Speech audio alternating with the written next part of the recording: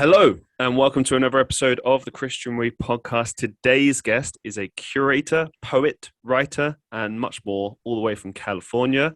Please welcome to the show, Pamela Miller. How are you doing? Hi. Hi, Chris. How are you? I'm good, thank you. I'm good. As I said before off camera, thank you very much for agreeing to do this. For those who don't know, in my community, Pam has been supporting me for a while now, and is a sort of a firm member of my community. And I think I've interviewed a few people from my community here and there. I don't really have any kind of like specific things I guess I look for in guests particularly. I think it's just like I reach out to people and you know, if I think they've got like maybe interesting stories to share, or if they I think they deserve like recognition. Not by any means saying this podcast does anything for them, but if nothing else, I hope I can give a good interview, you know. And along those lines, obviously I've always seen the comments that you put in my live streams and stuff, and I can tell you're one of those people that's had like a very interesting life. I just get that vibe, and that was kind of one of my key reasons why I wanted to reach out to you and do this. And also just, you know, I do personally think everyone has something to share. I truly believe this. I think the art is always in making people feel comfortable and then getting those stories, you know, and seeing where those things can go. And getting straight into it, you know, with you, what can you tell us about this work as a curator? Because you work as a curator at Hit Record. So what can you tell us about that? What exactly is a curator?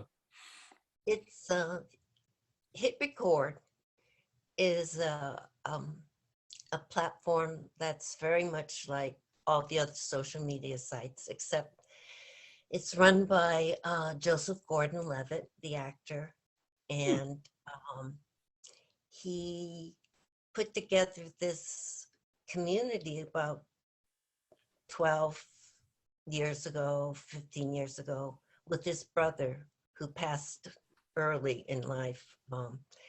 And they had this little, basically garage setup where they would, you know, produce little skits and things, and or just show his brother was a fire dancer, and they would tape him and they would play drums, and started off just small. And then he eventually started inviting people to, if they were writers or artists, musicians, singers, to join the community. And the difference is it's not competitive, it's supposed to be collaborative. And you try to remix each other's work. So it's sort of different in the sense of where TikTok is look at me. He's more into let's work on a project together, you know, and it's all about collaboration there. So does Joseph work on stuff with people himself on the actual site, or is he just kind of managing it and then everyone else does that, or what's the deal there? Yes, my experience with him was he rewrote a short little story I wrote. Oh, wow. I mean, and so he remixed it, and then whenever I would write whatever subject, you know, that they would have prompts, and so I would write something, he would ask me a question, and then we would have a dialogue, you know, in texting and in these messages back and forth. So I guess I became curator because I was featured a lot, and now I have, basically it's an honorary title, and you you know, I have the power to feature people. Okay. And say, hey, look, guys, you know, I think this is an exceptional, you know, dialogue or poem or short story, you know. And so that's my power there. And other than that, it's not working. Well, I've been there for like 9 years. I just had an anniversary a couple of days ago. You've So been retired for 9 years, is that right? Or you've been there for 9 years? I've been with this Mhm. community for 9 years. Oh, cool. Close to 10. Yeah, There you go. There you go. yeah. All And right. it was I actually came upon it because I got rejected by so many other social groups that here was a community that was welcoming and encouraging, supportive of your work.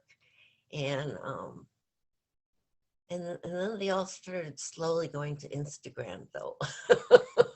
I don't know why, but it the format at Hit Record changed a lot, and it's kind of very well, it's very different from any of the other formats, so that you're kind of bombarded with here, right, in 4 words, tell me, a sad story. And that would be the prompt for the day. Why were you rejected from the other sites? I'm curious about that. Well, I guess things like Facebook, it just, I wanted a place where you could actually have a conversation and you could chat with people. And you can't really, with Instagram, you're kind of performing for people. And or showing something off, and all I wanted was sort of this interaction. I wanted to be able to have an interactive sort of quality to I guess that's why TikTok was so interesting to me, that people could talk to each other, talk to the host, and it was all live, so so it's less. You weren't rejected. You were just seeking something a bit more meaningful and more interaction, and then you just didn't find that on those other websites, and then that's led you to TikTok and to Hit Record. So yeah, okay. I was going to say, because I was sitting there thinking, like, well, that's crazy. You're a very talented writer and poet, and you're a really nice person.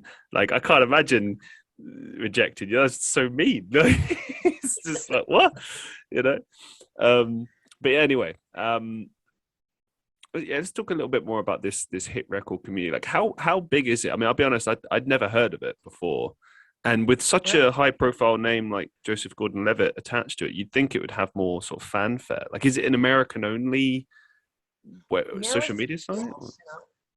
And international. It is international, and they do pay people when something gets produced and picked up by a network. They had a Hit Record for television a few years, 10 years ago or something, and no, not that long ago, shorter than that. And it ran on Netflix for for a while, so you could watch it there. And the people who worked on the show, or they published some books, so people who got their works published, they get paid for it. So they don't get paid a lot, but because it's a percentage, and there's a lot of transparency, and and Joseph Gordon-Levitt himself says things like, well, we're not in it for the money. That's not what art should be about. It should be just purer than that, I guess. So he also is very strange. He said he's a malevolent dictator. He's a malevolent dictator, do you say? Benevolent. Benevolent. Yeah, I knew I got those two mixed up. Yeah, I get that. He seems to come across well. Actually, that's the next question I was going to ask you. Is like, well, twofold. Like, a, what is he like? Like, because obviously you said that you've spoken to him a little bit, gotten to know him a little bit, and secondly, like, what is his current day involvement with this website? I mean, as you said, you've been made like a curator, so he's got like some investment in this, but obviously he's pretty busy with acting and music, I believe. Impressions of Gordon Joseph Levitt. Gordon, I can't get his name. Joseph Gordon-Levitt. Sorry. It is a confusing name. So he used to just go by regular Joe on the site. Now he's just Joe. Just Joe. You know. Yeah. Okay. I think his name on Reddit is Joseph Golden Rabbit. So, well, from this, I'm getting a vibe that he's not doesn't really have like an ego. He's just very kind of like, you know, he enjoys this. This is just his artistic interest. Is that kind of the deal with him? Yeah, I guess some people love him or hate him, you know, and some describe him as this overly cheerful song and dance man, you know, who is bubbly, and then some people really see him as a serious actor, you know, and I think he's in this Showtime series called Super Pumped, and he plays the CEO of Uber. Is this back when they were a bit more controversial years ago? Yeah. I recently watched like a mini doc about that, and there's definitely a story there, so I can see why they're doing that. Anyway, bringing it back to you.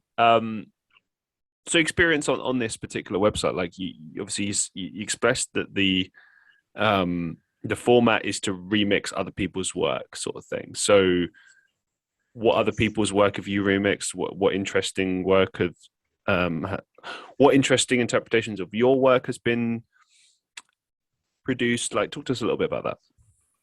Okay.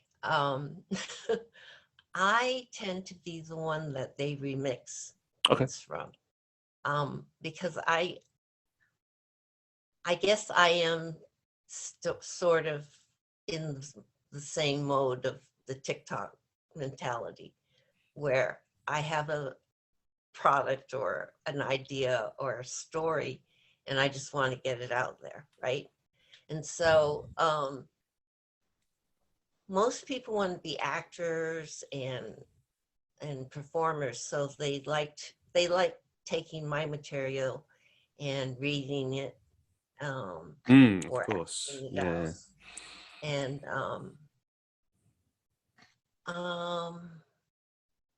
I've tried editing and remixing other people's work, and it's tough because I don't have the technical skills to do that. But and it's very hard for me to rewrite somebody else's writing. I feel like that's sacrilegious almost. You know? I get it. Yeah, I suppose you end up just changing it from what it is in a way, which is right. I don't know. Interesting. Yeah. Okay. Yeah. I mean, I can try to collaborate with someone as we're writing, if we were writing together, you know, and bouncing ideas off of each other. But at hit record, we would write.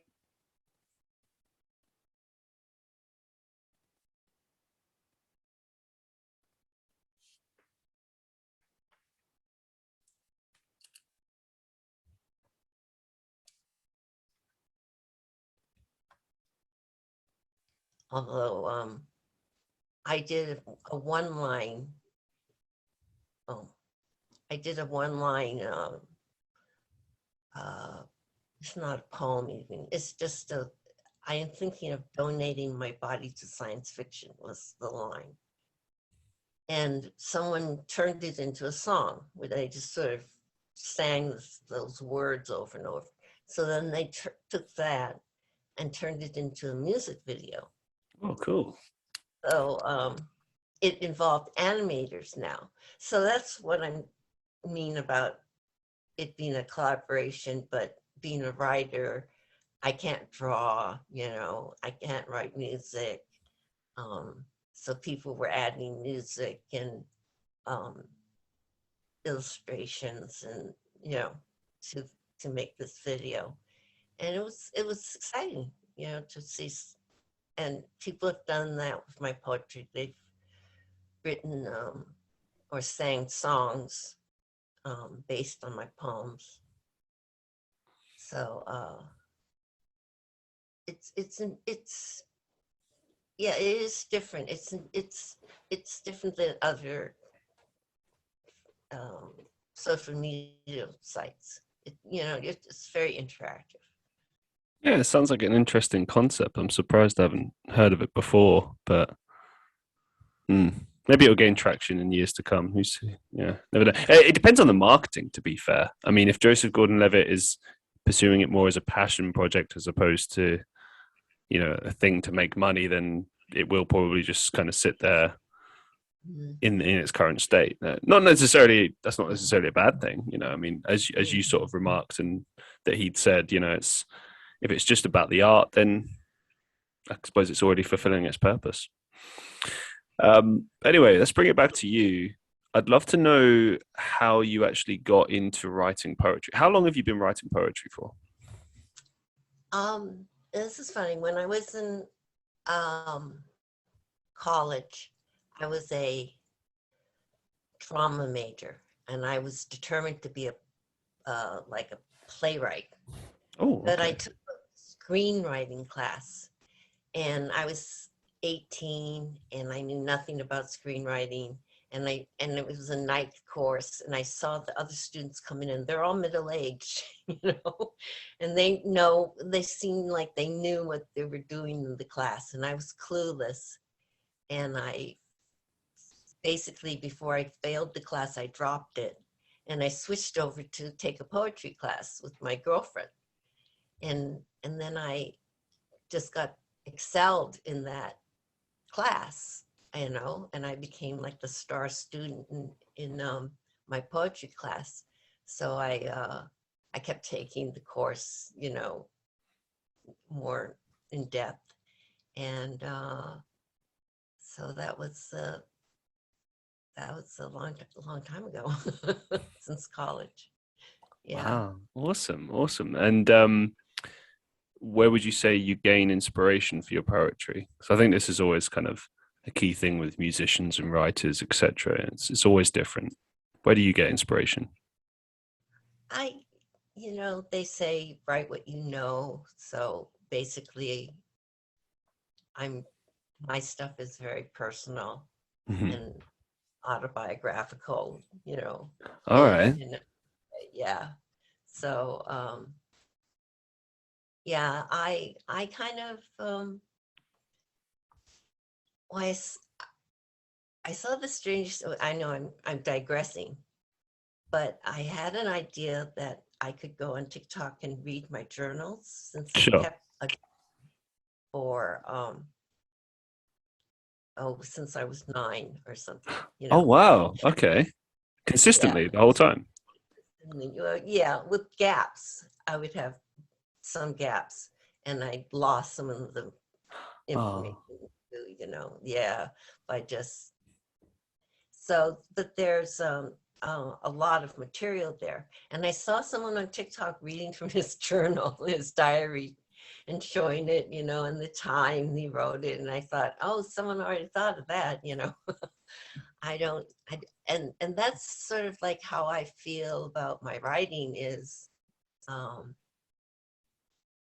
sort of think of it as writing in a journal, but then make it not me. Then try to see if I can be another character other than myself, and then put that character in whatever situation, I maybe, involved in or something. So Do you actually read from the journal on TikTok and other places or not? I haven't done that, no. Okay. Um, I want to say something to you that I read a while ago, which I think you need to hear just on this. And I'm paraphrasing a little bit, so bear with me on this, but everything that's already thought of has already most likely been done at some point. And I know you know that, right? But it's the first time that you've done it. right. And I think that what I'll say about your ethos right now is that if you're approaching this with the whole character thing, like that's just what you want to do, that's how you feel comfortable, then fair play. Like that's, do it how you feel comfortable with it. But what I will say is that I think never be afraid to be who you are, Like I think it's important that if it's like you're a bit trepidatious about like you're not sure, like, oh, shouldn't I, always be yourself, I believe. And I'm not saying like you need this advice or anything, but I just think it's important to know that like that's an option, because I remember when I first started doing all of this stuff, I had something similar to like an identity crisis. I don't know. I was unsure of myself, as all of us are when we start something new. And I fell into a rhythm, but I remember making a decision very early on. And I don't know if it was the vlogging or podcasting or whatever, but I remember thinking, I see that other people do a character online. That's their thing. I could do that, but I don't want to for a few reasons. And I don't have anything against people that do that. That's their decision. But I looked at it and I thought, that's very tiresome to play a character consistently. And if I would become successful, let's say I became famous, I think it would be strange to almost like meet people and you're not that person.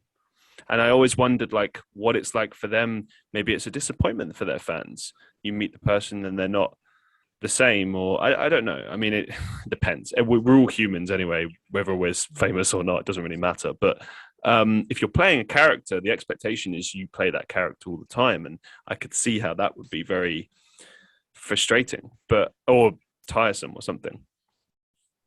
And for me, that was just a decision that I made, and I stuck with it. And over time, it got easier, and it's a work in progress all the time. But I think with your work, everything that I've heard so far, like I listen to it, and it's very heartfelt. It's very easy, I think, to just write about things in general. Anyone can write a poem, a song, but to write from like a deeper level, from something that is, and again, I'm terrible at articulating this, but to write something that's real, that's relatable, that people can connect with, that is purely just you communicating truth from your life, I think is particularly special. And I always get that whenever I finish reading one of your poems. So I think you should definitely consider maybe reading that journal and in your way. I think that would be really cool to listen to. I think, and I think another thing as well is that there's a lot of opportunities with that as well, because you mentioned that you've been doing that since the age of 9. And I think it's interesting to then reflect on who you were versus who you are and what you've learned over that time, So you could say like, okay, 9-year-old me thought this and believed this about life, and this is what I've learned since then. And, here's the journey. And, whatever the lessons are to be learned, that's what they are, you know. But yeah, please do consider it. I think it would be very.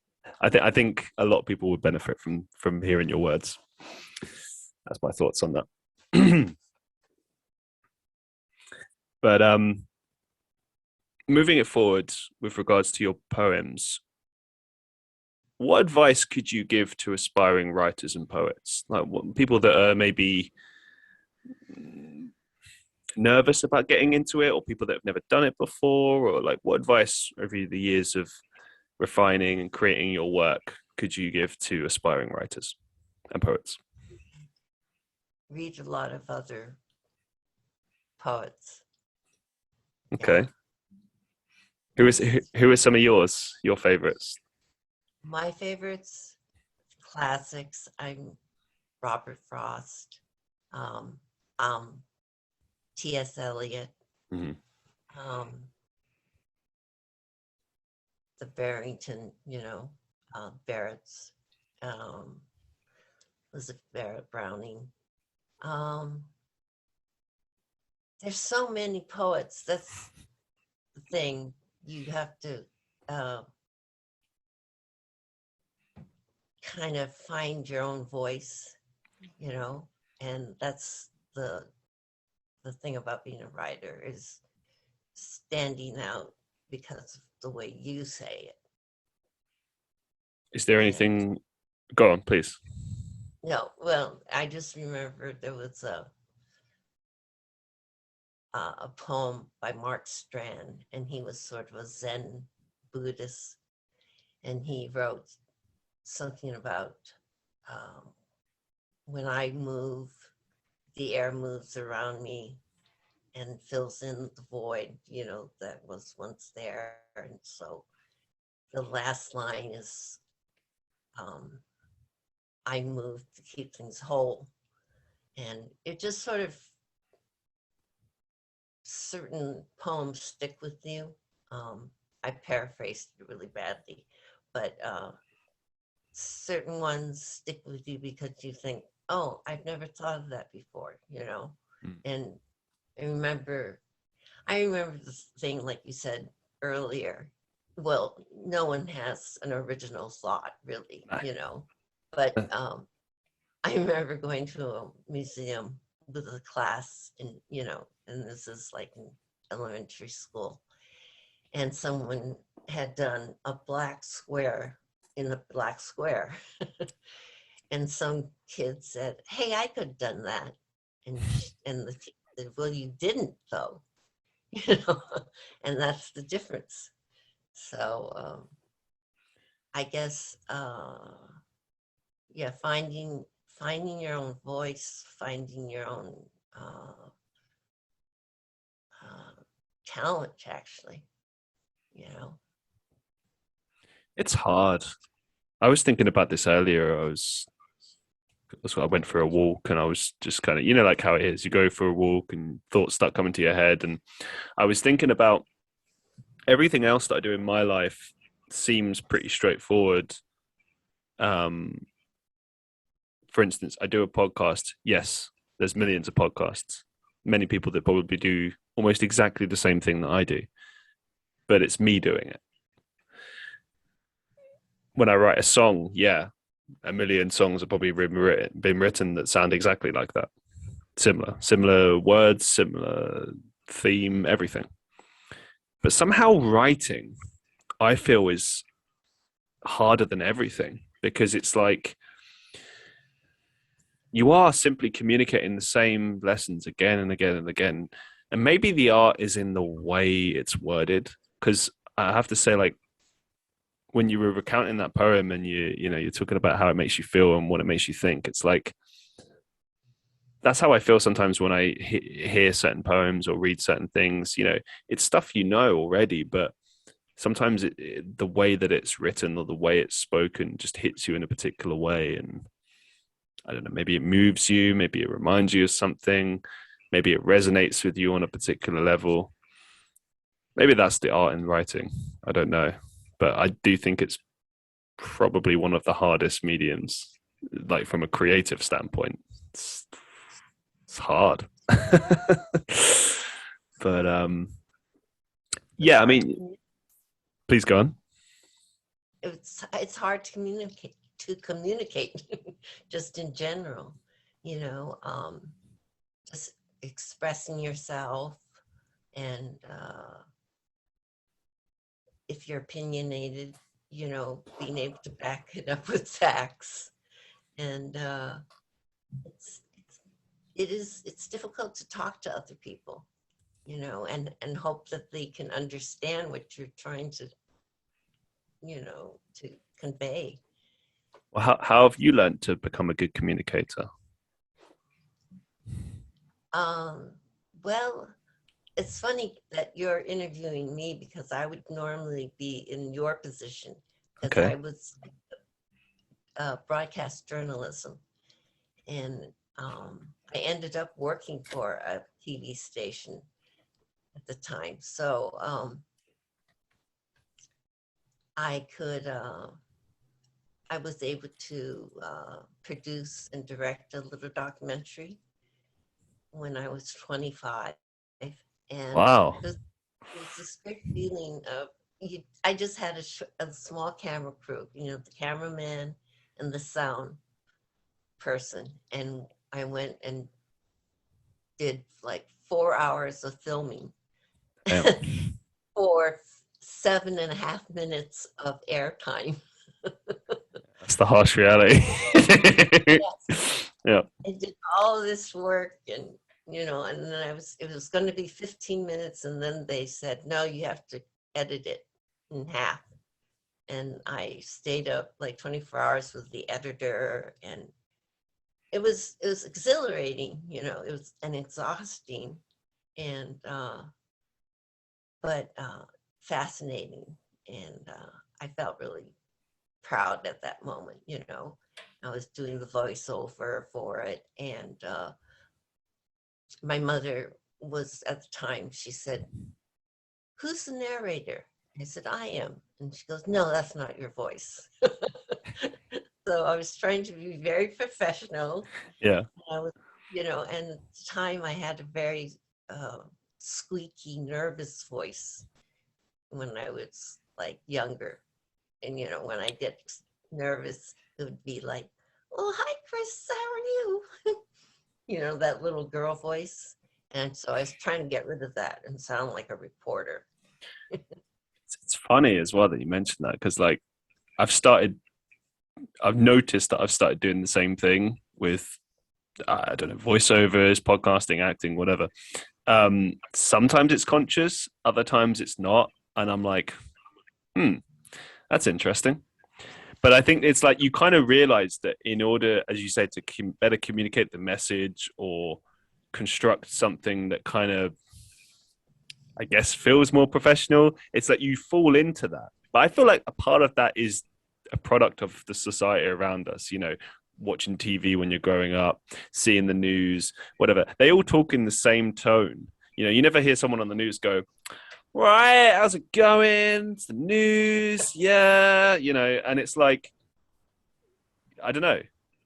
I mean, it'd be hilarious. I'd watch the news if it was like that. That'd be hilarious. But, but I guess in a way you wouldn't take it seriously. And I guess that's the whole point, isn't it? To be taken seriously sometimes. Well, do you know, it's a tricky one actually, because I was going to say, oh, to be taken seriously, you have to do that. But I don't think that's true necessarily.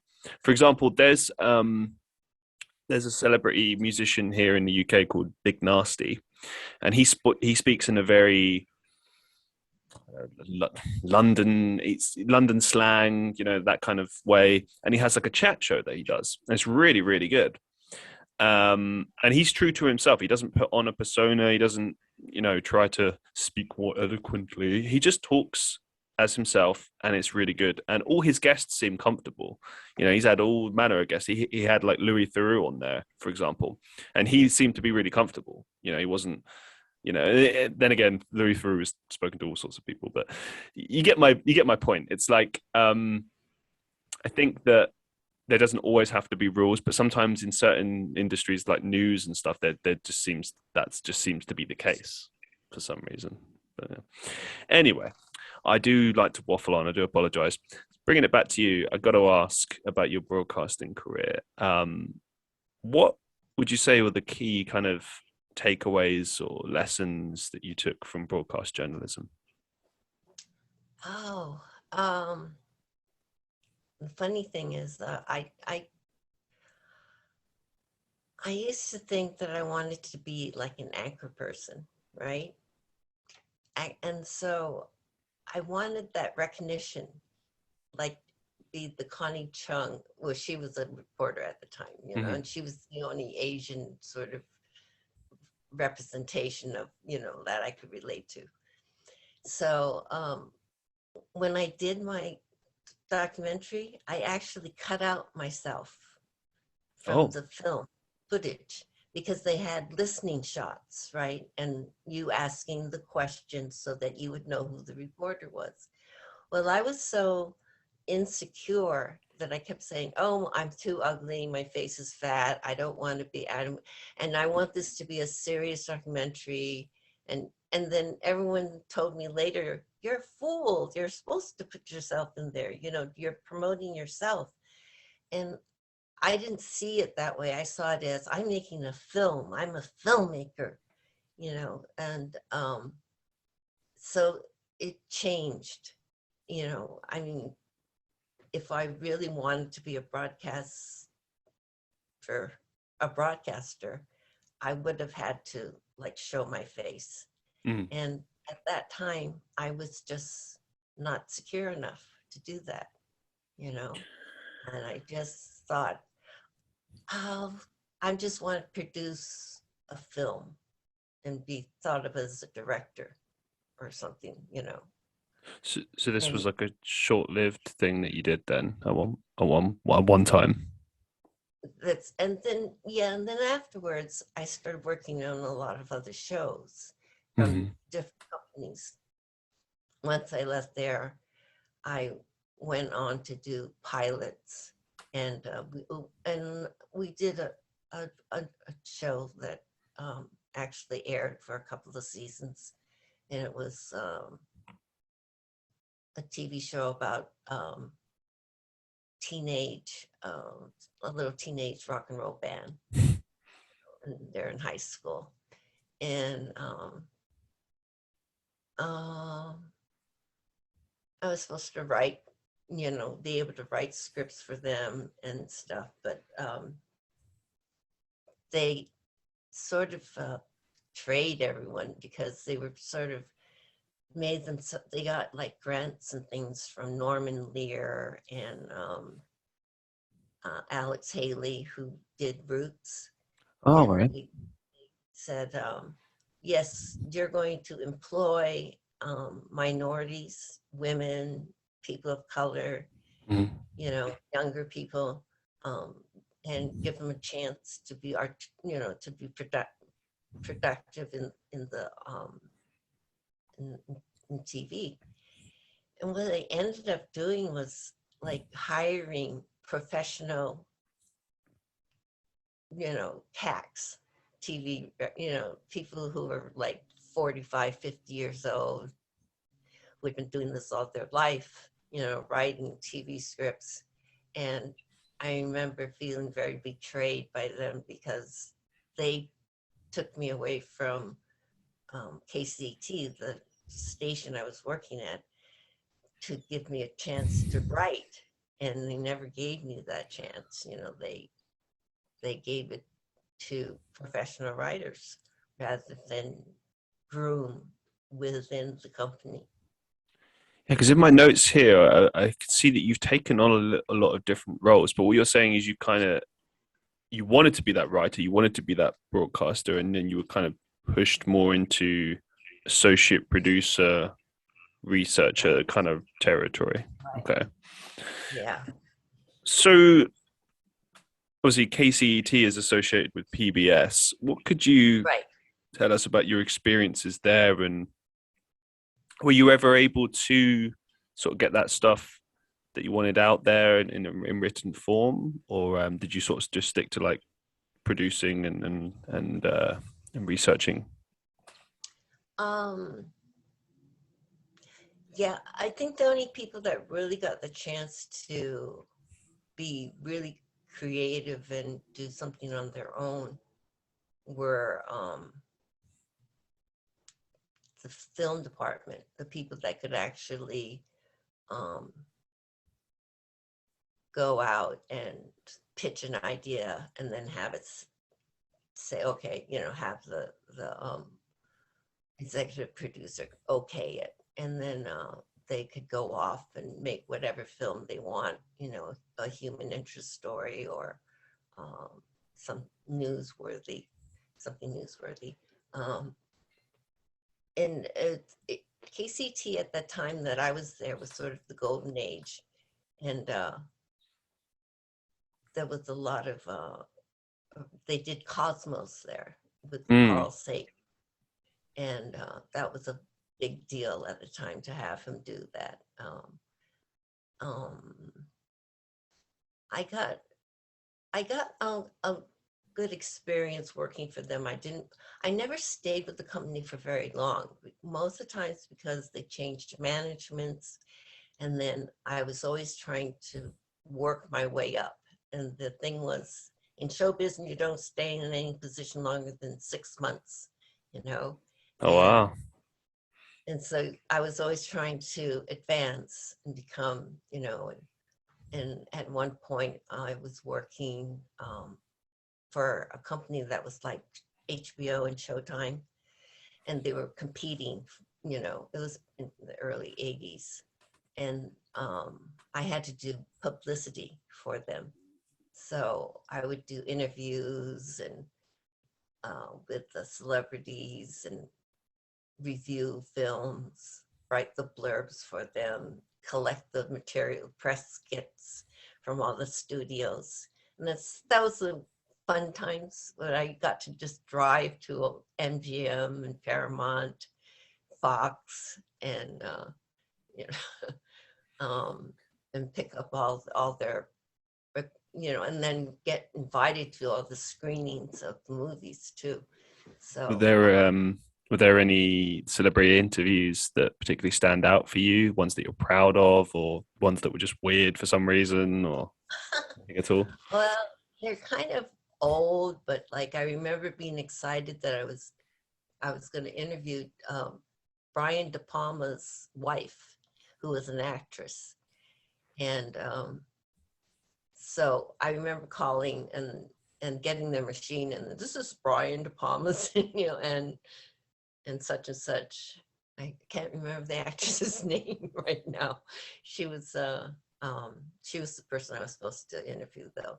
I remember being so nervous though. I was like gonna throw up, you know, just because of the idea I'm going to interview someone and I don't have a vast knowledge of they didn't have a big movie background because she was young, Yeah. and she was just starting off. But Brian De Palma was the director, even at that time.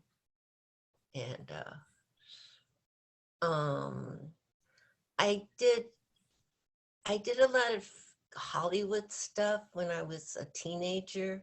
I worked for Willie Morris, putting on a fundraiser every year, and it was like 200 men in the showbiz industry that would come to listen to like Carl Reiner when he was alive, and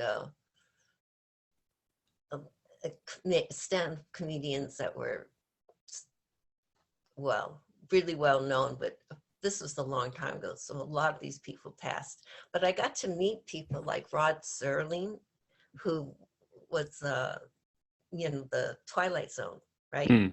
Mhm. Did you ever get Twilight Zone in England?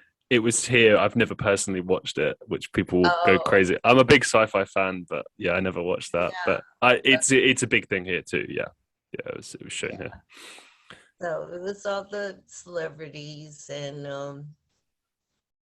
you know, um, and then there was only two women who were coordinating the whole thing. So it was sort of an odd time for me. I was like 19, and then they would tell, naughty jokes, and then the whole room would turn around and look at us to see if we were reacting, and we had Oh, heard right. it before, so it was all right. But then, like, Johnny Carson came up to me and asked, did you learn any new words tonight? And something weird like that. Do you have any? And I Go on. no, so I mean, I used to think Johnny Carson. I don't know if you see, that's like a late night television American show, right? And he's been dead for years. But I used to have this fantasy that I would be on a talk show and talking to Johnny Carson. And and then when I finally did meet him, I was speechless. I was just babbling, and sort of like what I'm doing now. No, it's a good little end. It's difficult, I think, to do these sorts of things. I still struggle to this day, I think, and I think it's all about feeling comfortable, isn't it? I imagine with your interviewing, it would have taken some time, before you kind of get into the swing of things. Like, was there, like, how many interviews did you do over that time? Not that many. I did just a handful. Okay. Yeah. Most of the time, I mean, that was sort of like I was helping other people, like doing researching. I did mostly research. And so this came at the documentary was sort of the pinnacle of my, success there, was being able to do that. And it was just, it wasn't like that was my title, basically. I was in programming, and I could do a lot of things, but unfortunately I didn't get that. I was an associate producer for a while, so it was So aside from the documentary that you did, were there any other kind of memorable moments, experiences from your time sort of working in TV and production?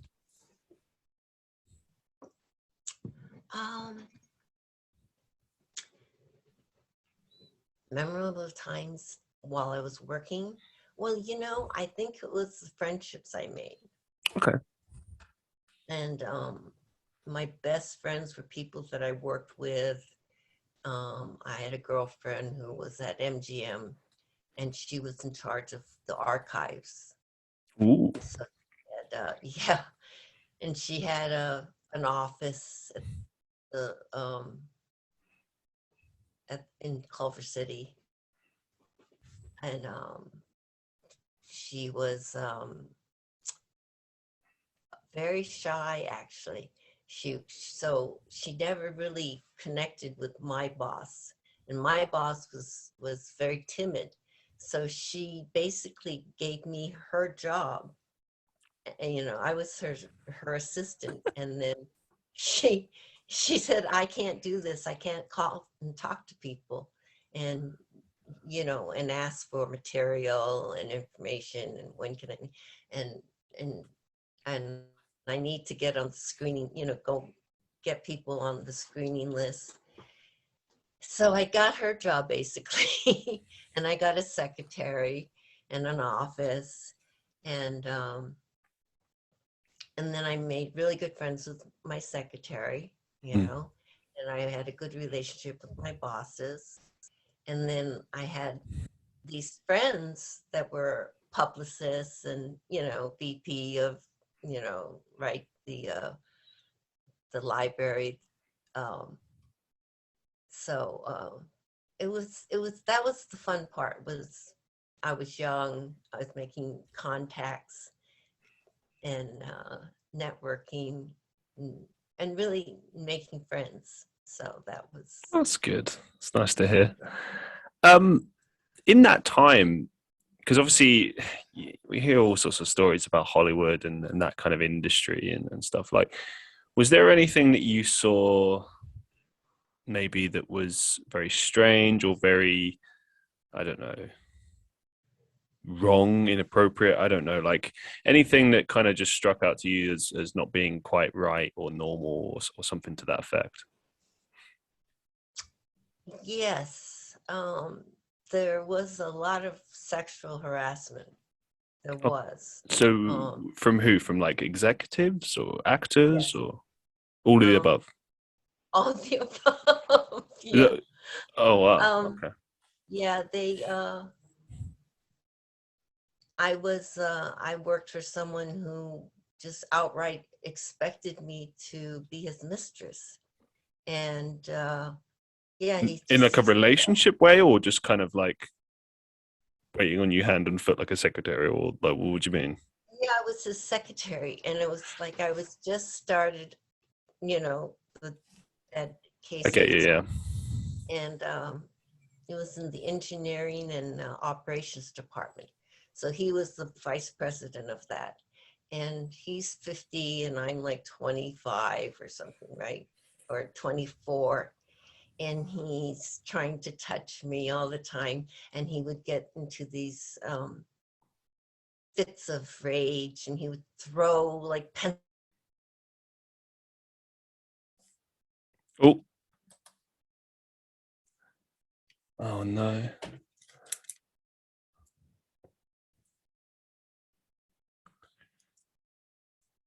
Lost you. I can't hear you. Yeah, you didn't hear me. No, The I didn't hear connection. any of that, unfortunately. Yeah, Yeah. So this guy tried, can you hear me now? I can. Yes, yes. Okay. So this boss made the motion to slap me. And then I decided to transfer to another department Hmm. and I reported him. Yeah. Did he get fired? Actually, he didn't. He was a vice president and best friends with the president and all that of Yeah. the, but he said, I'm going to blackball you and you'll never get another job in this industry again. And, you know, because he got known to, well, the boss that I went to go work for, he said, let's go over to your boss and tell him the good news that you're going to be working for me. And it got around the studio that he was like a woman beater. And he tried to threaten me, for spreading that rumor.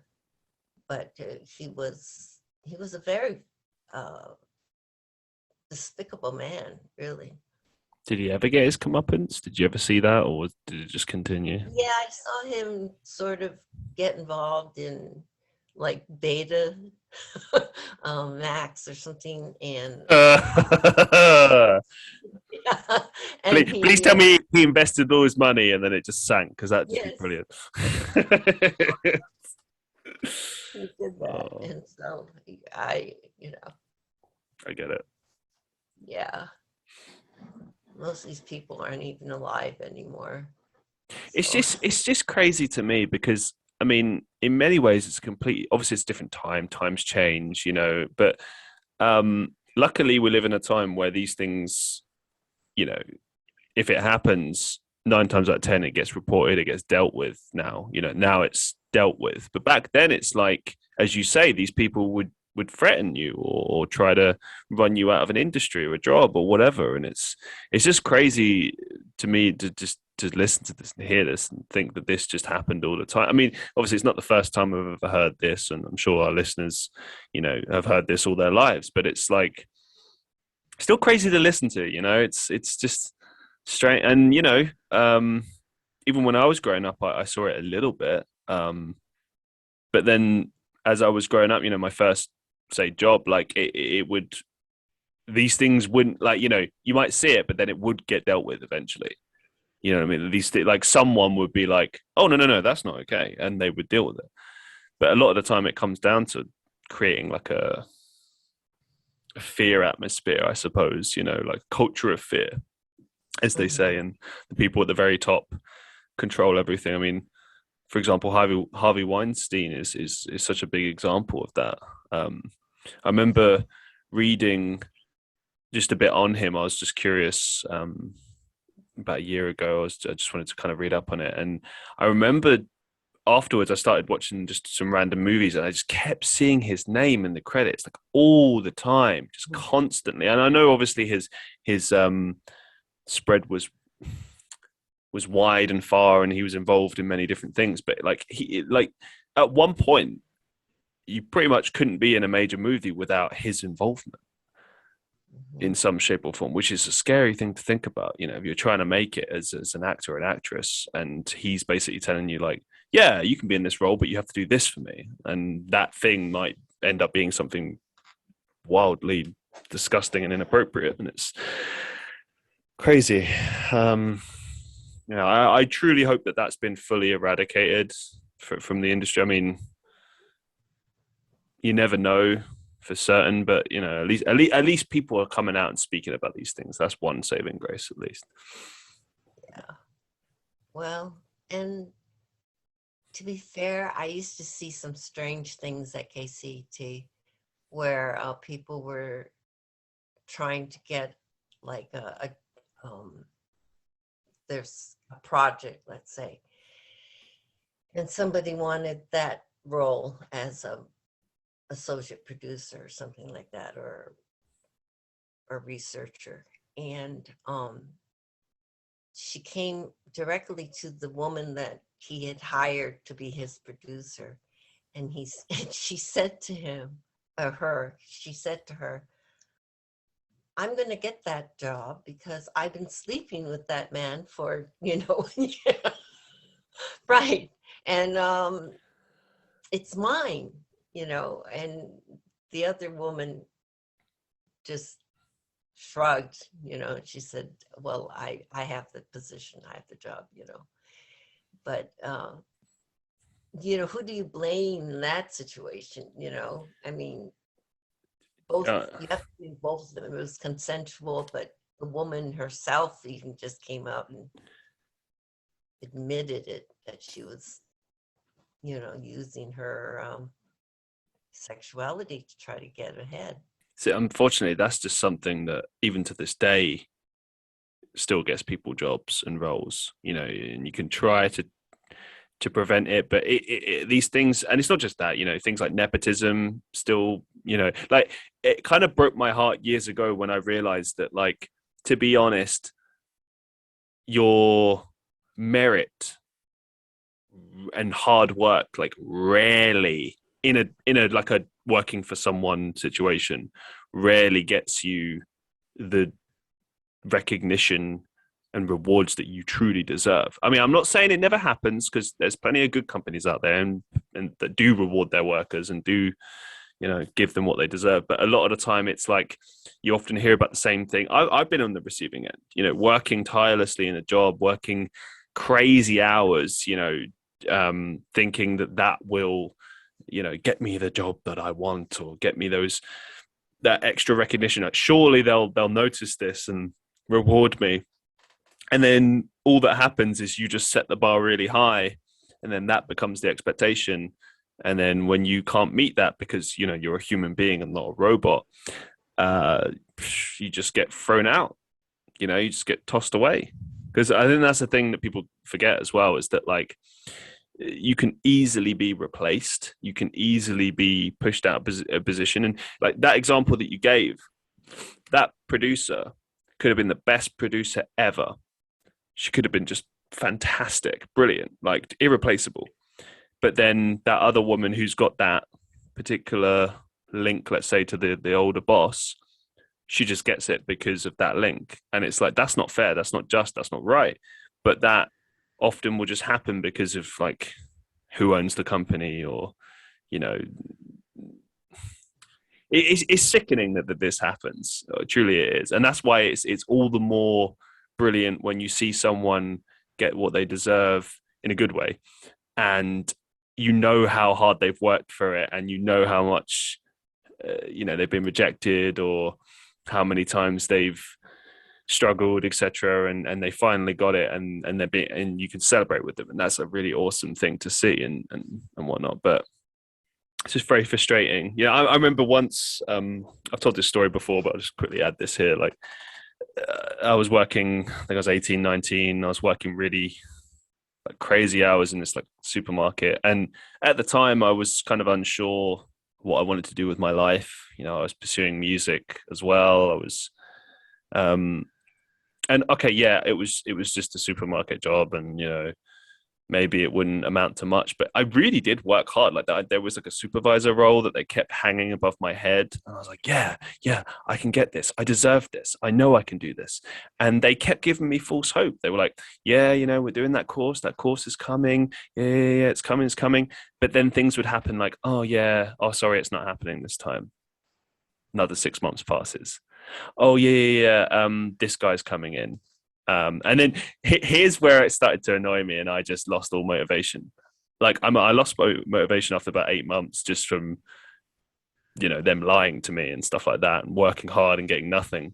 But a big thing that really annoyed me was they'd bring someone in, I'd train them to basically do the job, and then they become my manager. Like, what? And I was like, and like, I was like, and then they start trying to tell me what to do, and I'm like, hang on, like, and another thing, and this happened in multiple jobs as well, and where you like the manager doesn't, they might sometimes ask you like, oh hey, I need you to just manage while I'm gone, and you're like, yeah, no problem, or they just leave, and you just have to just manage yourself, and you end up being the de facto boss, even though you didn't ask for it. And you do a good job, but they don't reward you for it. And you're like, this isn't fair. This isn't real. But that's life.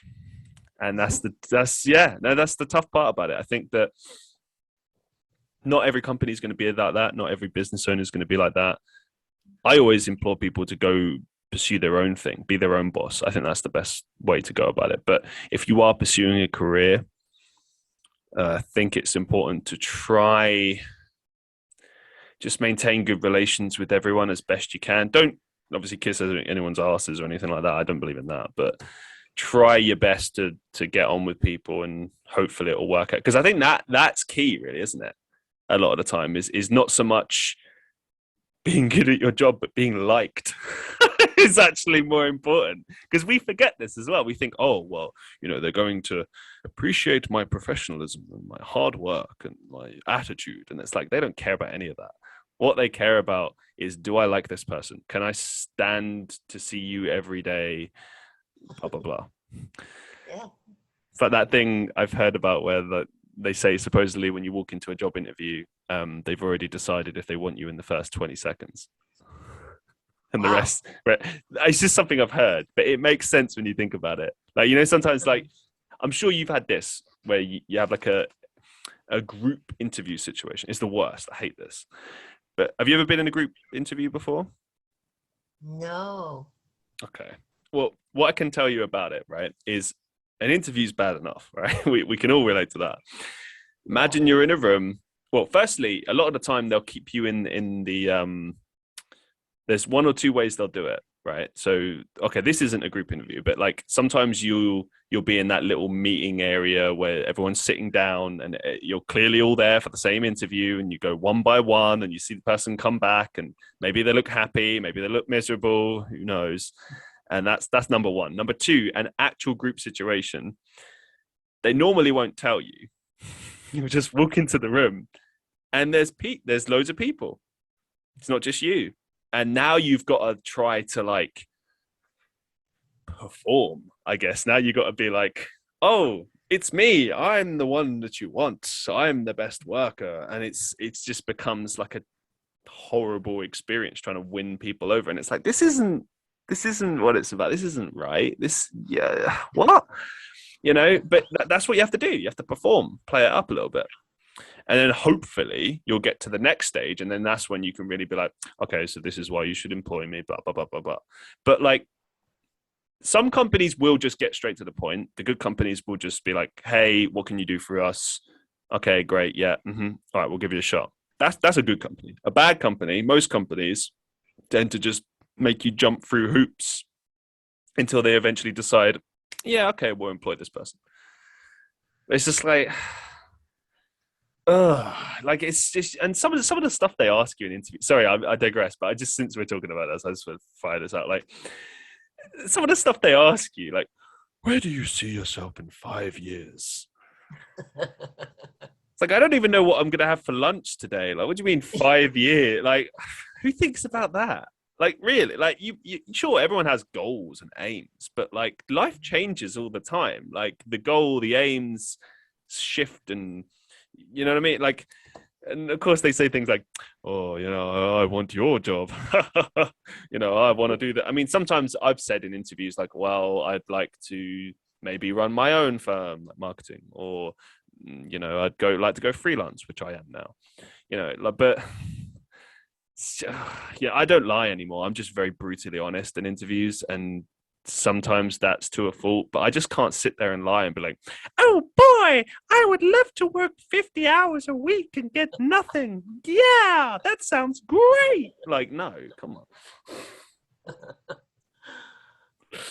Anyway, speaking of different jobs and actually, yeah, can I ask you, but on that topic, have you had any sort of crazy job interview experiences? Anything good, bad, ugly?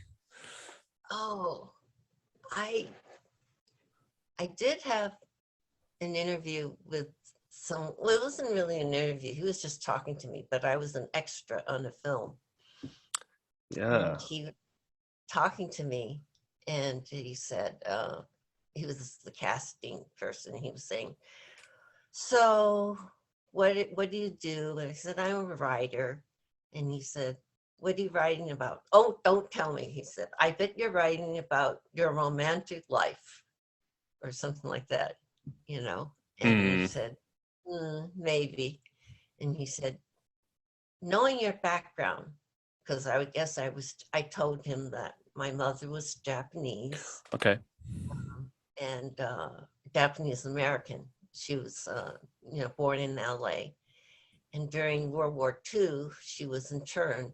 The whole family went to the internment camps. Oh, wow. And so my grandmother died in Wyoming, even though they had property out in California along the ocean because they were farmers. And then my father's side is Chinese, and he joined the army because he was in Hawaii when they bombed Pearl Harbor. Oh. And so he joined the U.S. Army. And so while one of my parents were in camp, the other one is in the Army fighting, or he was supposed to be a part of a certain unit. He didn't get into it. But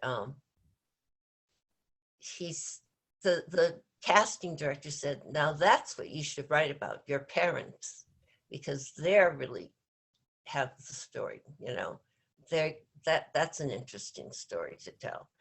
And I thought, yeah, I guess so, but I don't know, I guess a part of me felt like I don't know them well enough, really. It's fun, they're your parents, but I couldn't really tell like why they fell in love and things like that, because things change. Like you said, how do you see yourself in 5 years when you look back on your parents' life? And there's so many questions I wish I could have asked them when I had the chance. I will just say on a side note, like with that guy, like first of all, he sounds like an ass. If you're still alive, you're an ass. And you're listening to this, you're an ass. Even if that is true, like come on, you don't say that to someone. Like, oh yeah, you're not interesting, but your parents, great. Like, come on, what does he expect? Like, you're gonna be like, oh yeah, brilliant. Like, like I've had people be that rude to me before, and I imagine that your response was probably just quiet, thinking like, oh yeah, But yeah, like, because it's like sometimes someone is so rude that you're just like, wow. Like you're not even angry. You're just like, wow, that's just wow. But yeah. Um, speaking about that though, just for a second, I realized like obviously you didn't ask them like lots of stuff, but like did you ever ask your parents about that? Did you ever like were they ever did they ever talk about those experiences? Like to talk about it, for one thing. Yeah, it was bad memories for both of them, I think. Sure, You know, yeah. and so my mother would always say, "Oh, I don't remember," you know, and Was she, or and how old would she have been in? she was probably in her mid-20s. What happened to her was when they first got all this Japanese Americans from Southern California, in LA, they all sent them to the Santa Anita racetracks where they stayed in stables, the horse stables. Wow. And my mother contracted tuberculosis there. So she was in a TB ward for 7 years during the war. And the rest of the family was sent to Heart Mountain, Wyoming. And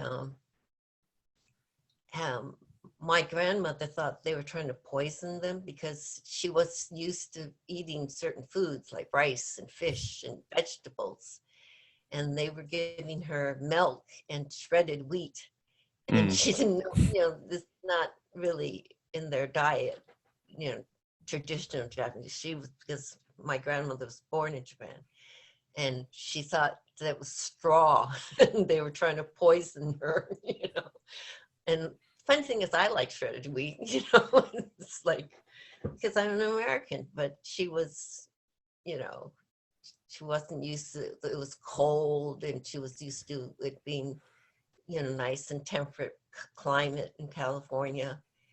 And so I guess that was sad, sad times. So she go on. she didn't want to talk about it. And yeah, I mean, people deal with trauma in different ways, don't they? But I would imagine, and some people I've met over the years, when I was living in Europe, it was a similar thing. You'd ask them about these experiences, and they'd say like, "Hey, I'm living in the here and now. That was then, this is now." And I get that. Like my father is the same. Like when I've asked him about the past, he's like, "I'm right here. This is where I need to be." And I respect that. I get that. I think that. I never used to understand it as much in the past, but I get it now. I think I understand this concept of like triggering things. I think it can be a very dangerous thing sometimes, especially if you've kind of built up like a defense to something, like you've kind of internalized it in some way. Maybe you've resolved it and you've come to terms with it. And then when you're forced to kind of revisit it, I think that can kind of quote unquote like reopen old wounds, cause damage, cause problems. So I imagine for them, they probably just wanted to like move on with their lives and just, okay, these were horrible experiences, but that doesn't need to be what my whole life is, kind of thing. Maybe I'm just theorizing, but yeah. But on a more happier note, like did your parents talk about like how they met? Yes. Yeah, I got two versions. My mother said, my father said, I saw this woman with great legs, high heels. She wore this very fashionable hat, and she was walking down the street going to work, and she would stop off at a coffee shop and read a Time magazine. So my mother said, there was this guy who kept stalking me. And he was a real smooth talker, and he always knew where I was going to have lunch and where I was going to.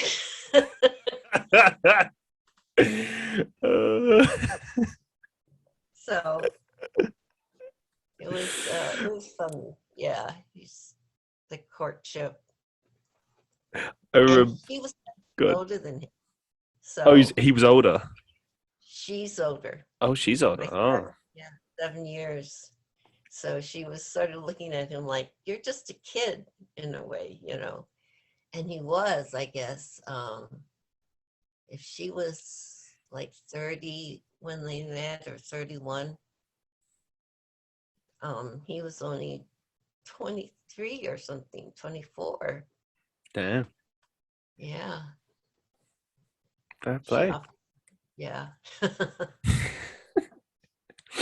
Obviously bringing it back to yourself, like, would you say that, I mean, obviously parents have like a profound impact on their children, but as you kind of sort of said quite firmly that, like, you consider yourself American, like that's the country you're born in, that's how you're raised. So to what extent did they have an impact on your life, and how you think and feel and live your life? It's interesting. Well, I've never felt anything, but people used to say, you know, they come directly up to me and say, what are you? And I'd say, well, I'm Japanese and Chinese and American. And I'd always have to explain the American part, Mm. because people look at you, they're not sure what's going to come out of your mouth. You know, I could speak Japanese or Chinese, and I don't know either language because my parents didn't speak it to us. Oh, And really? That's no, interesting. my father never knew Chinese. His family had Oh. been like fourth generation Hawaiians. They lived in Oh. Hawaii. So they never, you know, they were just English Okay. speaking. My mother forgot most of her Japanese because she was schooled in English. She'd go home, and then her parents would say, no, you can't speak English in the house. You want to speak English, you have to go to the barn, you know? And so the kids would go to the barn so they could talk to each other. It was a big family. And because that was more natural for them, you know, and Japanese was like a second language to them, as opposed to, even though, you know, her, her mother spoke to her in Japanese, she wasn't schooled that way. So she was very American, and she did all sorts of things that shocked the family. Like, Japanese are supposed to have long, straight black hair, right? Well, when she was 13, she got it cut and she got it curled, a perm, and she was wearing makeup. And you know, and they were a very religious family, so that was horrifying for them. And she went out of the way to read all of the um, banned books, you know, anything that was banned, she'd read those books. You know, the church said, no, you can't read this. You can't read Candide by Voltaire. She was a rebel. Yes, she was. Awesome. Awesome. You mentioned earlier that you interviewed for an extra role in a movie. That was a Kevin Costner movie, was it? No. Is that right? Oh, yes. Yeah. Yeah. Do you know what the movie No Way was? Out. It was called No Way Out. No Way Out. And it had Sean Young, Gene Hackman, and David Bowie's wife had a small role in it, Iman. Oh, wow. Cool. Yeah. So this was early in his career. No one really, he had done maybe one or two films. He had done just like small roles, right? He had small roles in big films. So I remember it was really cold. It was a scene where I was supposed to be a streetwalker, a Filipino streetwalker, and they had hundreds of extras out on Terminal Island, and it was 6 o'clock in the morning. It was freezing, and I had this big puffy pink coat, and they made me wear a tube top, you know, and I was, and they said, you can't wear your jacket in this scene. You have to take it off, right? So I took off the jacket and they took it away from me. And then Kevin Costner came over and said, "You're freezing. Here, get my sweater." So they got his sweater and he put it on. And we started talking, and I said to him, "I really liked you in Silverado. You were really very funny, you know." And he was impressed that I knew who he was. Meanwhile, there was another girl who didn't know who he was and thought he was just an extra. And he was trying to hit on. So she was saying, "Why are you so nice to that scuzzball?" You know, and I'm talking about, you know, he's the he's the lead. I get it though. I get it. Yeah. Yeah. So then, you know, they said, "Okay, we want you in another scene." Oh, cool. And so I had another scene, and they, you know, again, they put me in another little blouse. And in this scene is they go into a topless bar, and he's calling Sean Young, Kevin Costner. So I'm in the foreground, and then in the background are all these strippers, you know, topless dancers, that is. And I'm in the foreground, so the guy who plays the buddy, you know, of Kevin Costner, picks me up and he starts doing this and, you know, dancing with me. And he's like lifting me up in the air and just kind of shaking me, you know. And so they did that take about 8 times, I remember. And during the filming, well, during the lunch actually, was where I felt this tension between the writer and Kevin Costner, because the writer came up to me as I was waiting in line for the lunch buffet, and he said, "Hi, I'm the least important person on this production. I'm the screenwriter. And would you like to sit over there with us, you know, and I said, "Oh, all right." And he asked me my name and everything like that, you know. So then I go and take my stuff over there. And then Kevin Costner sees me with Robert Garland, the screenwriter, and says, "Oh, Garland, this is Pam. Pam, this is Garland." And his voice changed. It was almost like hostile, you know. Huh. And by the end of the evening, he was saying to me, "What are you going to do after this? Where are you going?" Yeah. You know, and I think the screenwriter gave me his number. We exchanged numbers by then. And I said, "Well, I'm just going to have dinner with my family, and my brother came in from out of town," and, you know, very innocently. And he was like, "Oh," like he was relieved or something, you know. And like I was gonna go out with the writer. Oh, so he just didn't like the writer, I guess. Like, not a fan of him.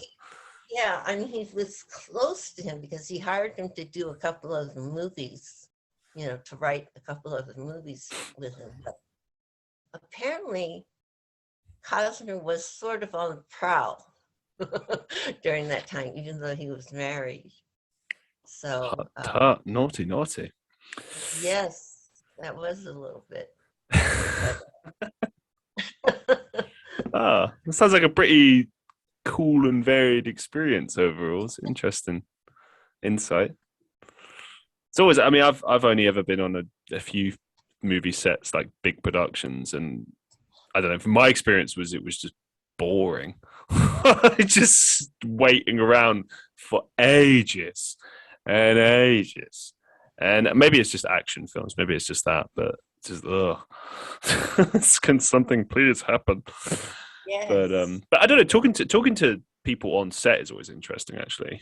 Like, I don't know, like for me, when I was on Tenet, I spoke a lot to like the costume designer and some of the production agents and stuff, and that was interesting, you know. Weird thing was, I remember on that set, bear in mind I was in Estonia when that was being filmed, and I saw someone I went to school with. And I was like, that can't be. And I walked over and it was. And I just called his name and he kind of looked a bit stunned as well. And we just looked at each other for a second. And he's like, hey. And then we just had a conversation for about half an hour. And it's just like, what the hell? Life is weird. But yeah. Awesome. Thank you. Thank you for sharing that. That's brilliant. Moving it forward, I'd just like to kind of ask a couple of questions about your I suppose like what you've learned in life. Like, what's the best advice you've ever received? Well, my mother used to say, if you want to fall in love, and get married, have kids, whatever, but always be financially self-sufficient. And I thought that was a strange, my mother was working at a time when most mothers just stayed home and were there for the kids, and their husbands come home from work, and my mother worked 40 hours a week, so it was different. And I think she instilled in me that sense of autonomy that I really need to always think. It's sort of sounds selfish, but you do have to put yourself first. You have to think about how to take care of yourself before you can even think about being in a relationship even, otherwise it becomes very codependent, I totally agree with that concept. I mean, I'm single, but I've had a lot of time to think about what I want in a relationship. And I think I've kind of come to a similar mindset of what your mum has, which is that I think not just with being self-sufficient, but I think it's like the best scenario is that it's two individual people coming together and like sharing a life, but still having their own lives. You still have time for yourself. Sorry, you still have a career, have these different things that goals. Your life doesn't just end or stop for that other person. And I get that different relationships are different and whatnot, but I just think generally that's the best situation, because if you do it in that manner, then it prevents things like resentment from happening. You hear it so many times in relationships with people, they put aside their dreams and hopes to have family or something. Or like, well, I suppose maybe it's different if you have kids, but like maybe they put aside their dreams and hopes for their partner, let's say, and then they began to resent them over time. And it's like, well, that's kind of the key, isn't it? You shouldn't put yourself to one side. Like it's your life, and it's difficult. Like, I mean, especially if you add other things into the equation, another person, children, etc. But you still got to make time for you. But that whole self-sufficiency thing from a financial standpoint, I think that's smart, because anything could happen. You don't know. You could break up tomorrow, get divorced, whatever. It's like, what are you going to do? What are you going to do? Like, I've been married a couple of times and divorced. Mm-hmm. And I remember my first marriage. He didn't even have a checking account. He was 12 years older than me, or 11 years older than me. And for some reason, he didn't have any credit cards, any credit, he didn't even have a checking account. He just used cash. And that sounds dodgy. I'm sorry. I call BS right there. What's going on there? He was my geology professor. So that marriage didn't last very long. Now, the second marriage, we were the closer in age. Mm-hmm. And first thing he wanted was to get a joint checking account. And I was like, well, all right, I guess we're married. We'll have, we'll have a joint checking account. And it was the worst mistake I made. Well, why would you want that? Like, I'll be honest. Like, I'd just be like, I wouldn't want that. No, and I would never do that now. And at the time, he somehow convinced me that this was a good thing, you know. How? And well, I don't know, like we would pool our resources somehow, you know. And yet I remember he was the one that was bouncing the checks, you know. So Yeah, I was gonna say it's got to be some sort of scheme or something, or like this yeah, dodgy yeah. multi-level marketing business scheme or something. I don't know. What's going on? He's an accountant. So yeah, I don't know. So that's my other thing. Always have your own checking account, even if you were married. There any other tips you could share, like relationship tips that you've learned that you could impart to our listeners? Ah, relationship tips. Oh boy. I think you have to be open-minded Hmm. and you have to be kind of ready to want to have a relationship. You know, a lot of people, well, you go on sites, you know, and they say, I don't know what I want. I don't know what I'm looking for. And that's honest, I think, more honest than saying, I want a relationship. I want to get married. You know, I mean, those are so finite. I mean, in a way, it's like, how do you know you're going to be able to meet that person that you want to marry? That's a big step, you know? So um, just, I guess, allowing yourself to be vulnerable, but not to the point of being foolish. Hmm. And because you want to be able to be honest with the other person and show, you know, that you're human, you have flaws. You don't want to hide anything and have them discover later, you know, you're not who you presented yourself to be. So yeah, I guess honesty and just being open-minded to strangers. I mean, this is frightening, you know, because you don't know them. So I guess you have to develop a lot of, I guess, inner resources, you know, to be able to know the difference between what seems like this could be a relationship or this could be a catfish, you know. I don't, you know, you have to go through that balancing act of not knowing for a while. I agree with all of that, but in particular, what you were saying at the beginning about how you have to know that you want a relationship. I don't think enough people think about that. They think about what's missing from their life. They think about, oh, I'm lonely. Oh, I want to be loved.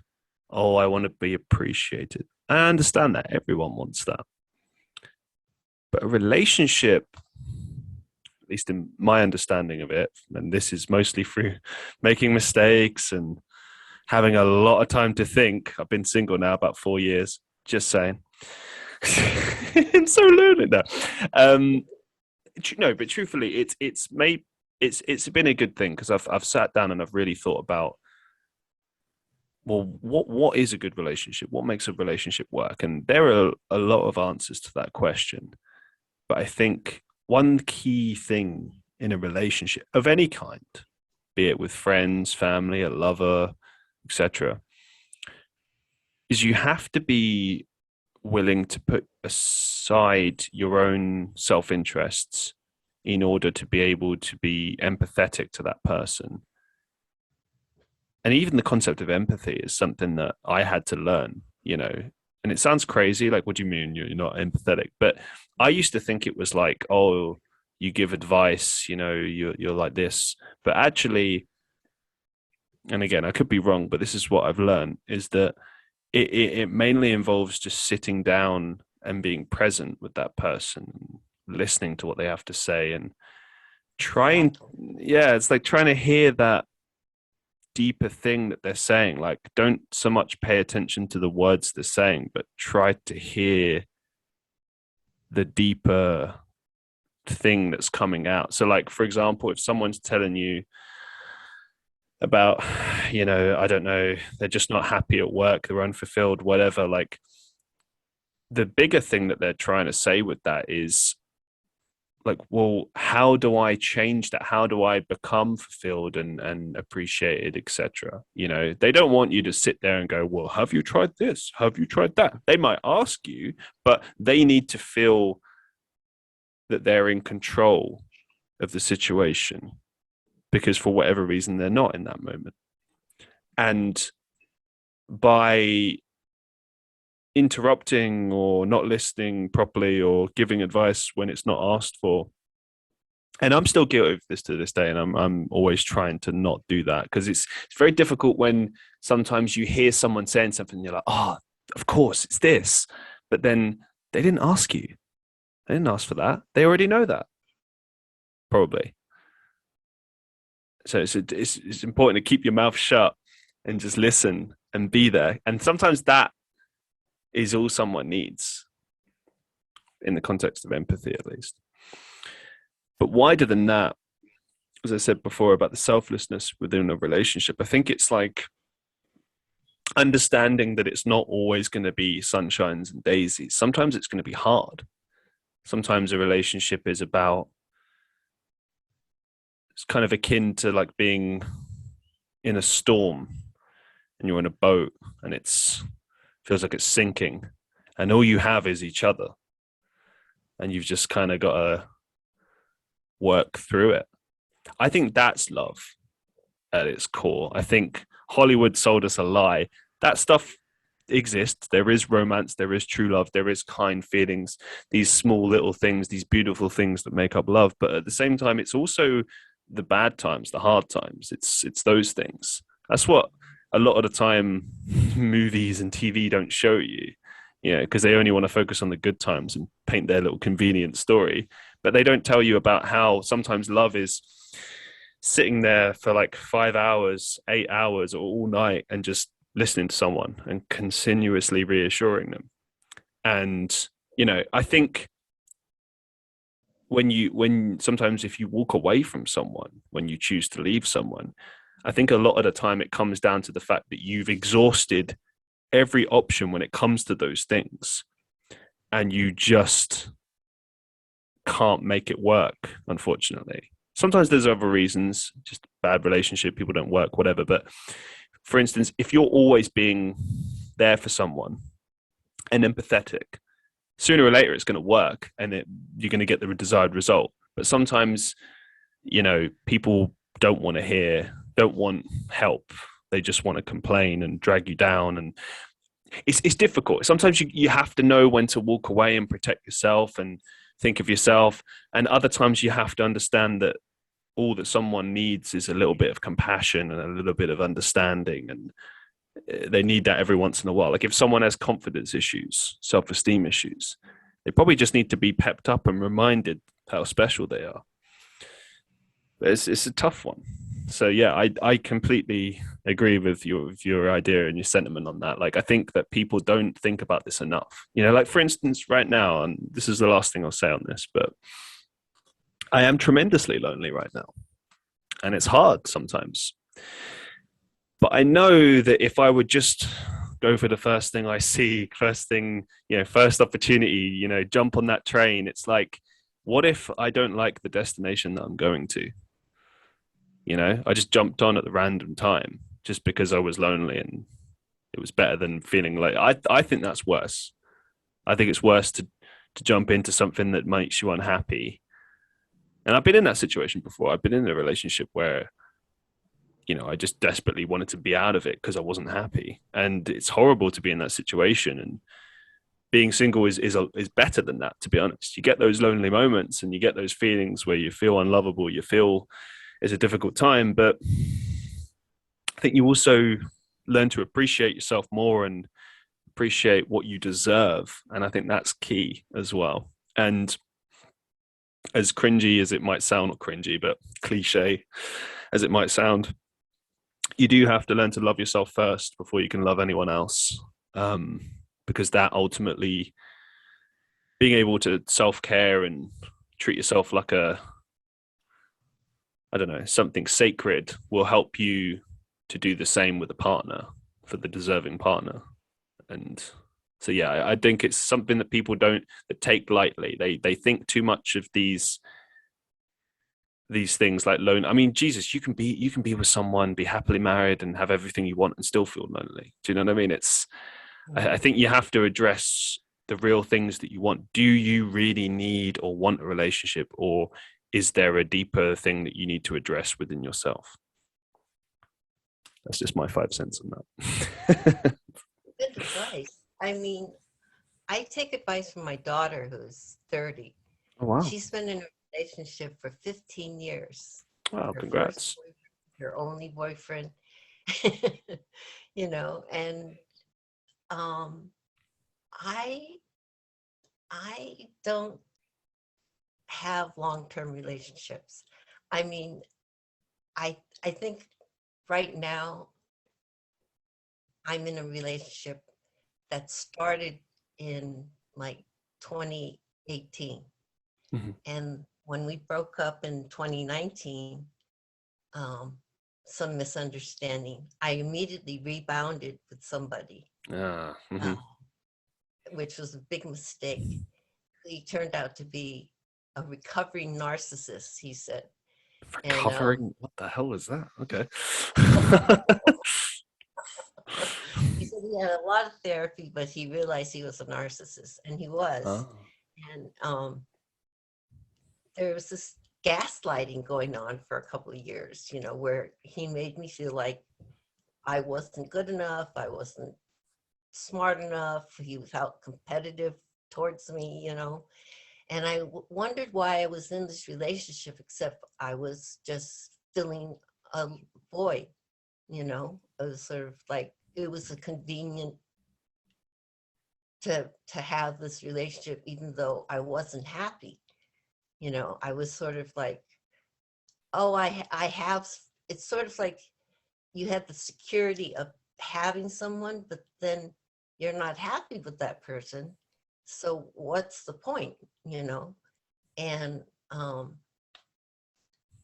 when we broke up, it was because I couldn't take the fact that he never accepted me for who I was, with all my flaws and everything like that, or whatever couple extra pounds I had on me, I mean, the fact that he couldn't accept that,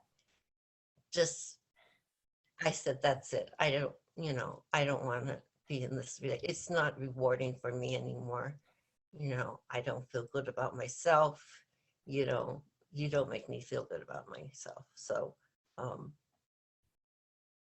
and then I rediscovered my ex-boyfriend.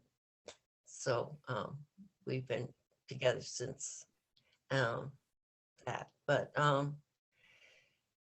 it's bad to, it's bad to just always jump from one relationship to another.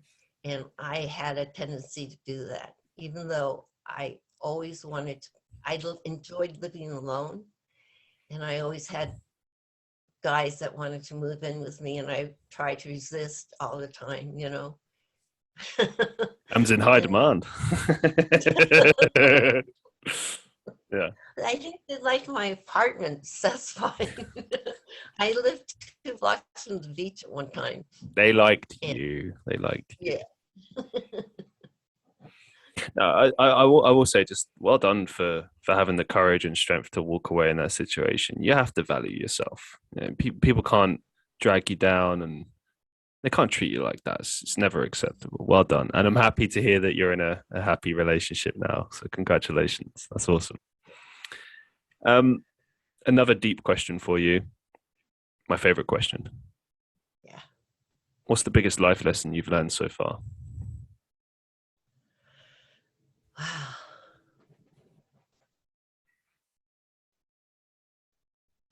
I guess never say never. You don't know. Life is long. It can be long. And anything can happen, good and bad. but you have to be willing to be resilient to go whichever way you're being pushed. You know, you don't want to break, so you bend. And but it's sort of like saying, where do you see yourself 5 years from now? You know, for someone like me, I could be dead in 5 years. No, no, no, You no. You're gonna live and you're gonna be very healthy. Don't worry about that. know, I am healthy. Or I could live for another 30 years, Yes. you know, right? And be like 100 years old. Woo. But um, biggest life lesson is to be loved, I think, to love somebody. I think it is better to love than to be loved. Having had a child, I've kind of realized that my life was secondary to hers, that she would always come first, and that's my role now. You know, once I became a mother, was to give her a life. She didn't ask to be born, so try to give her the happiest life I could, you know, and trying to help other people. Because I spent so much time trying to advance my own career or my own romances or whatever. It comes down to other people. You know, you want to be kind to other people. Thanks for sharing. It's amazing stuff, honestly. As we draw things to a close for today, do you have any upcoming projects or some final thoughts that you'd like to share with our listeners? My fancy projects. Well, I still don't have the courage to go live on TikTok. Oh, do it. Do it. Oh, people will love it. It'd be brilliant. And I don't know what time to go on, because I think about most of the people I've met through TikTok is through you, and they're mostly in the UK. So that would be your Yeah, Californian time. So it's like morning time for you, basically. Mm-hmm. That'd be the best time, because that's evening, mid-evening time here, mid to late evening, something like that. So yeah, but yeah, definitely do that. 100%. Be great. You'd be very good at it. I think people would really love to hear you talk and share your thoughts and insights on life, and do your poetry, of course. Yeah, go for it. Okay, I'll try to get up the nerve. Awesome. This is hard. I know, but it'd be good. You'll enjoy it for sure. Okay. Well, I want to say a massive thank you for being on the show. It's been an absolute pleasure. And yeah, just a massive thank you for agreeing to do this. It's been really enjoyable. Thank you. And to all of the listeners of the Christian Reeve podcast, be safe, be well, and I'll see you in the next one.